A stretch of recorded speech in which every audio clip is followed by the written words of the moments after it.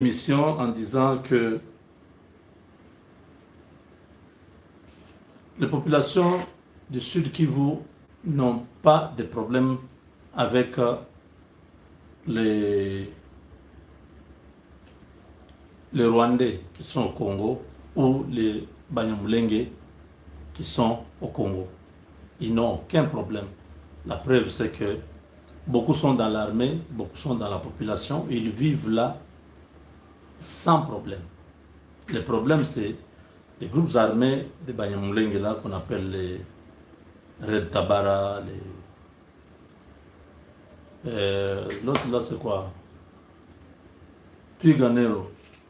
Donc ces deux mouvements-là, l'un est affilié au Burundi, l'autre est affilié au Rwanda. Mais tous les deux sont coordonnés par Kigali.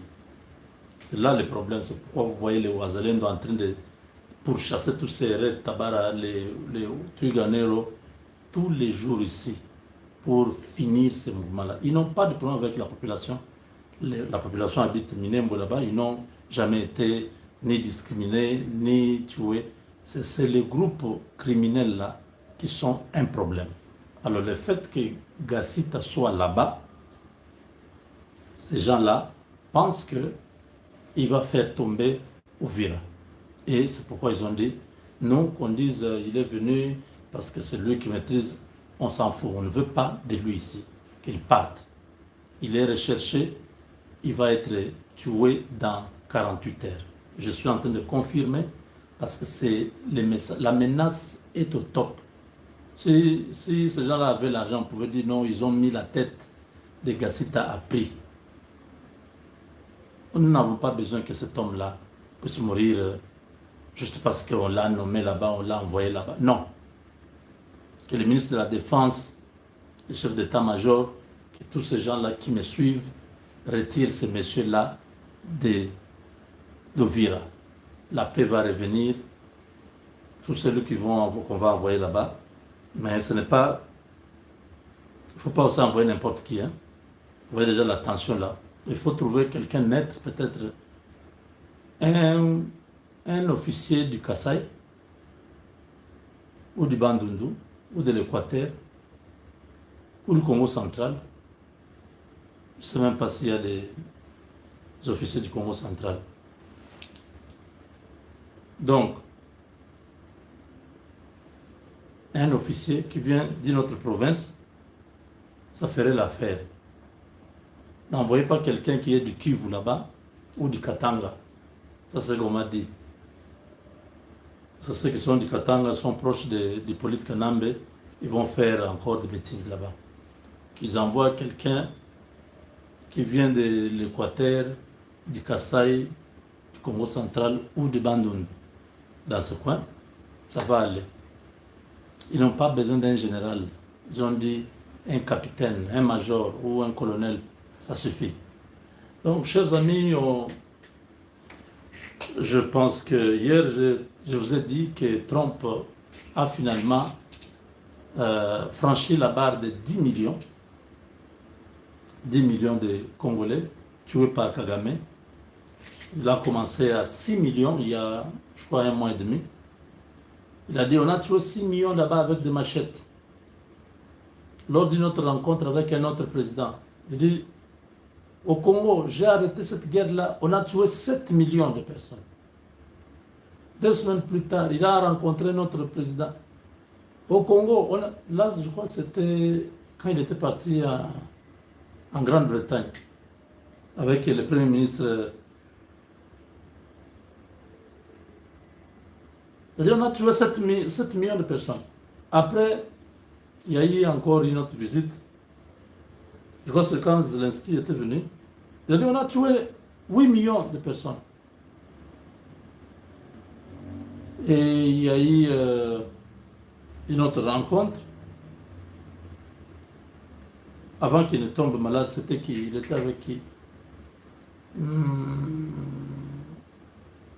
Je crois que c'est quand il était avec les présidents là de Azerbaïdjan et ceux qui signaient les accords là. Il a dit on a tué 9 millions de personnes. Aujourd'hui, écoutez-le, il est à 10 millions. And all of a sudden they announced. Il est en train de dire ceci, si tu vas en guerre, nous allons mettre un tarif douanier très grand sur toi. Donc, si tu veux bénéficier de bons tarifs douaniers aux États-Unis, ne va pas en guerre. C'est un homme très intelligent. Il sait que tous les pays-là, ils vendent leur production aux États-Unis. Et c'est aux États-Unis qu'on paye vraiment un peu très cher. Tout le monde veut vendre. La Chine, c'est la première nation qui envoie beaucoup de choses aux États-Unis. Ils parlent, mais ils savent que leurs produits, quand ils envoient en Europe, ils ne font pas beaucoup d'argent que quand ils envoient aux États-Unis. Et la Chine connaît ça. C'est que Trump est en train de dire que j'ai dit à tous les dirigeants du monde, si tu veux continuer la guerre avec ton voisin, avec un pays, les tarifs douaniers vont augmenter chez toi. Nous allons augmenter pour t'asphyxier. Si tu veux arrêter la guerre, nous allons alléger les tarifs douaniers. Écoutez ça. If you're gonna go to war, Power of tariffs. I was able to say, well, we're not doing any business with you, or if you're going to war, we're putting a big tariff on you. And all of a sudden, c'est ça la puissance des tarifs douaniers. Nous avons dit à certains, ah, nous ne ferons pas de business avec vous. Si vous voulez aller en guerre, le tarif douanier sera multiplié, je ne sais pas combien. Donc, c'était un levier fort que Trump a utilisé pour dompter beaucoup de guerres. Parce qu'il s'est rappelé que les années 1910-1920, les États-Unis avaient appliqué la même stratégie, ça avait bien marché. Après, il y a eu la récession qui est arrivée, la dépression, tout ça. Alors, j'ai terminé cette guerre. Congo, Rwanda. 31 years, 10 million people dead. I got it settled. And a little bit of that one, less than. Vous avez suivi? Trump est arrivé à 10 millions. Je ne sais pas comment. il sait les chiffres qu'on lui a dit. C'est parce qu'on lui a donné un chiffre de 15 millions de morts. Mais pour éviter d'être direct, il a commencé avec 6 millions. Je peux retrouver toutes les vidéos, parce que j'ai toutes ces vidéos-là, où il a commencé avec 6 millions de Congolais. Après, il était là 7 millions, 8 millions, 9 millions. Là, aujourd'hui, vous entendez c'est combien? 10 millions. Look at the Congo and Rwanda. 31 years, 31 ans, 10 millions de morts. Écoutez ça. And we don't ever want to see that happen again. The tariffs are vital to the success of this country. When I say I ended 7 wars, at least half of those wars were ended because power of tariffs. I was able to say, well, we're not doing any business with you, or if you're going to war, we're putting a big tariff on you. And all of a sudden they announced that the war was settled. I settled 7 different wars. One going 31 years, look at the Congo and Rwanda. Look at that. 31 years, 10 million people dead. I got it settled. And a little bit of that one, less than in some cases, had to do with trade and had to do with tariffs. So, tariffs are vital to our country. And just so you know, other countries use them on us, but I just use them a lot better. We're in a much better position. We have trillions of dollars coming into our country. If we didn't have tariffs, we would be a very poor nation, and we would be taken advantage of by every other nation in the world, friend and foe. We're not going to let that happen. And we have a very, very big case in the Supreme Court. I can only say this. Our country has a chance to be unbelievably rich again, but it can also be unbelievably poor again. If we don't win that case, our country is going to suffer so greatly, so greatly. But I think we're going to have a big victory. Even if you look at the people that brought the case, they're foreign-oriented. They're foreign. Countries have taken advantage of the United States for so many years. And it started with China. You know, last term, I took in hundreds of billions of dollars in tariffs from China. But when COVID came, the last thing I was going to do is we're going to tariff France and Italy and, you know, others, Spain, when they were doing so badly. But now we made a deal with the European Union where they're paying us almost $1 trillion. And they're happy to do it. You know what? They're happy it's done. These deals are all done. I guess we'd have to unwind them. We've done deals with Japan, with South Korea. We've done deals with many countries and others to come. And if we didn't have the power, prestige, and dignity of tariffs, and I used them wisely, and people respect America again, and we've become a rich country again. The money coming in is incredible. And again, they use them on us. If we didn't have them, they would use them on us, and we would have no way to fight them. We would be a third world nation. So I think it's one of the most important cases. Trump est terrible. Trump dit que si on n'avait pas utilisé toutes ces techniques sur les tarifs douaniers, sur les commerces, le trade, le commerce, tout ça, contre le Japon, la Corée du Sud, tous ces pays-là, l'Europe, l'Union européenne, on serait devenu un pays pauvre comme les tiers-monde. Mais grâce à cette technique, aujourd'hui, il y a beaucoup d'argent qui entre dans les pays. Et il a raison. Il faut voir tous les ports, les canaux de Panama, les bateaux qui passent par là. Mais c'est incroyable. Tous ces pays qui exportent leurs histoires vers les États-Unis, ils payent cher maintenant. Alors, ici, Donald Trump insiste sur le fait qu'il a utilisé certains leviers pour mettre fin à cette guerre. Donc, le Rwanda est dans ces 7 pays qui ont été stoppés. C'est le Rwanda qui nous faisait la guerre. Maintenant que Trump dit qu'il a donné des conditions, si vous ne voulez pas, alors vous êtes dans les problèmes avec les États-Unis. La RDC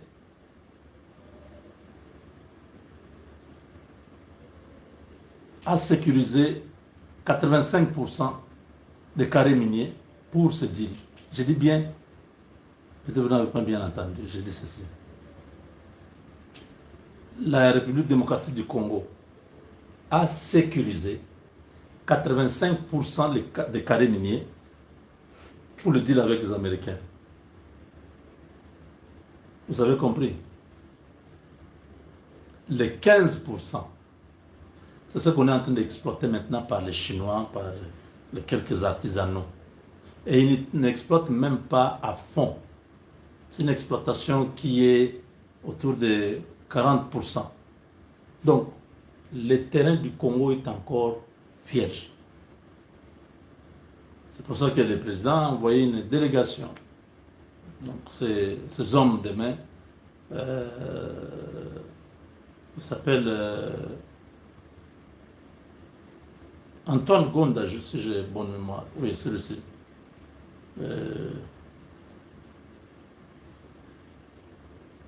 Voilà, c'est celui-ci. Il était là avec une délégation, mais je ne peux pas vous montrer. Les autres, ça c'est... Lui est officiel. Donc j'ai vu déjà cette vidéo ici dans beaucoup de forums.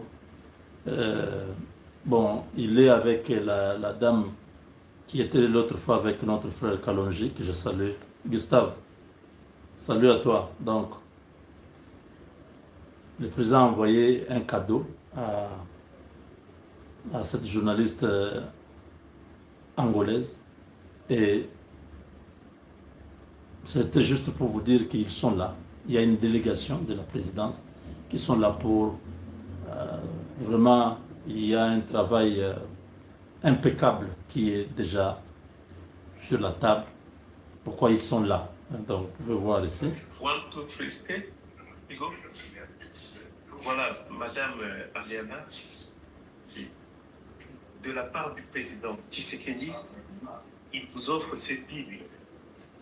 Cette Bible qu'il a fait venir d'un pays nordique d'Europe. Cette Bible pour vous remercier pour tout ce que vous faites pour la République démocratique du Congo. Alors, quand le président m'a dit tu vas la voir, je lui dis, monsieur le président, je veux pas la voir. Ariana, dans la Bible, là, il y a...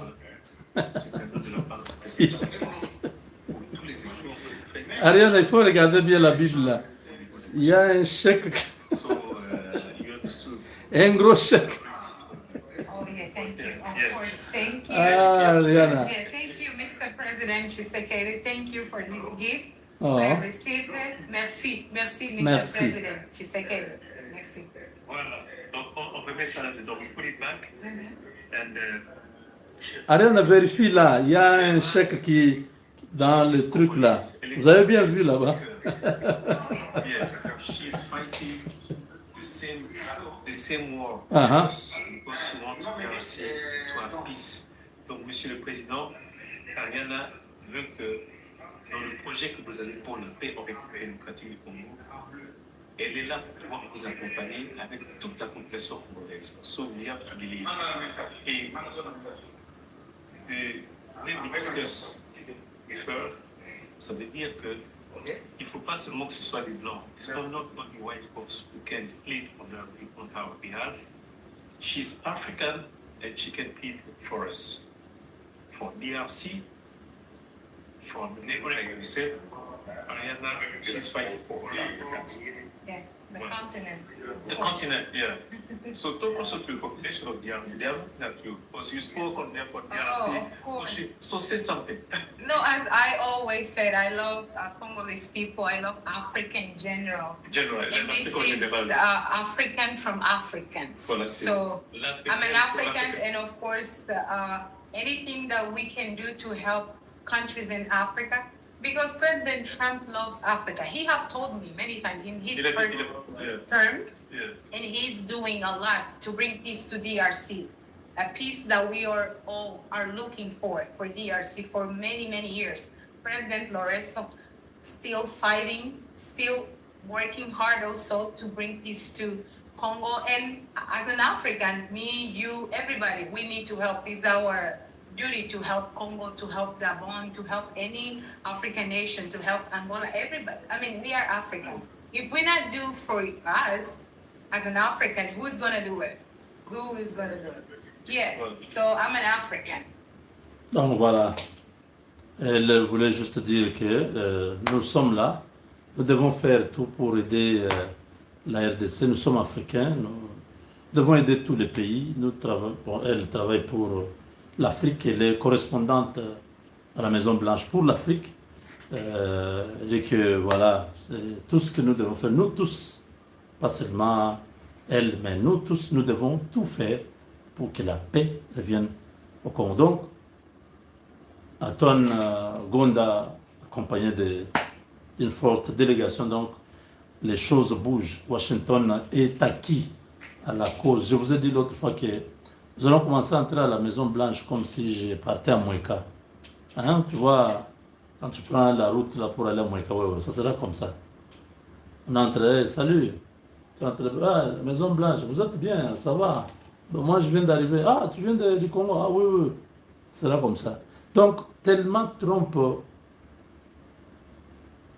veut signer ce deal que ces services sont en train de travailler. Ils ne sont pas partis par d'eux-mêmes. Ils ont été appelés. Donc, ils sont partis là-bas parce qu'il y a quelques étapes importantes. Parce que le président va être là dans quelques semaines, je crois, au courant de la semaine ici, la semaine qui commence. Nous allons avoir la date. Parce qu'il y a eu quelques réaménagements, réajustements dans les programmes du président Trump. Il devait travailler avec son cabinet. Il y a certains projets. Vous voyez, quand il regardait ce que la Chine faisait, pendant le défilé là.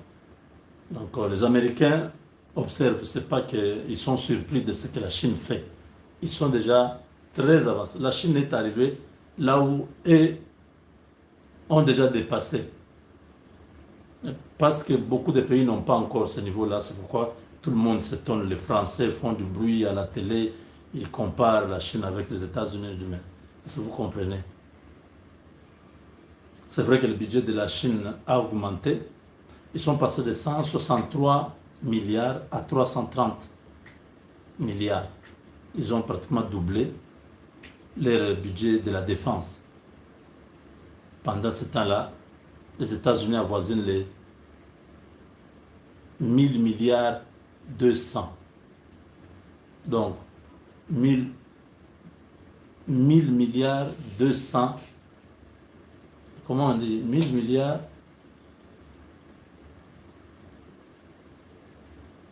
1200 000 milliards. Non, non, bon. Je suis un peu perdu là. Ce sont donc 1000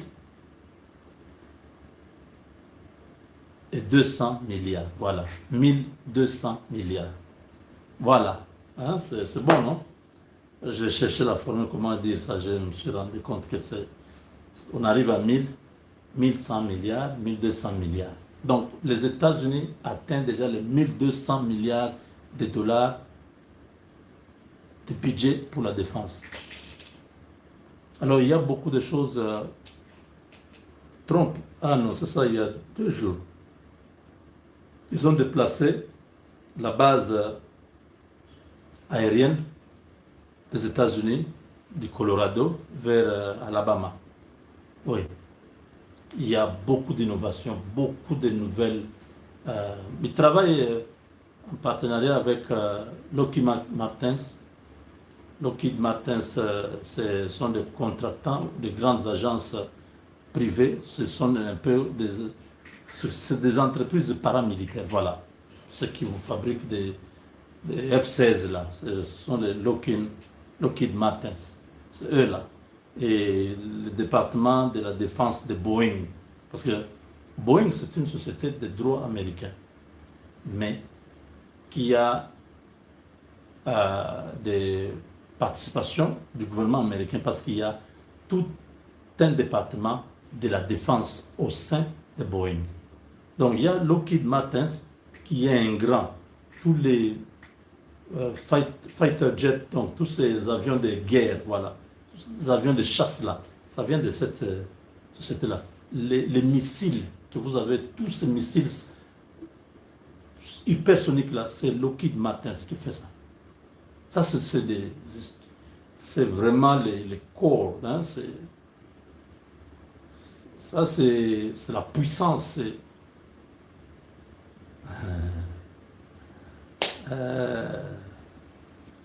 Donc, ils sont tellement jaloux de leur pays qu'ils ne vont pas permettre que la Chine continue à croire qu'ils sont quelque chose.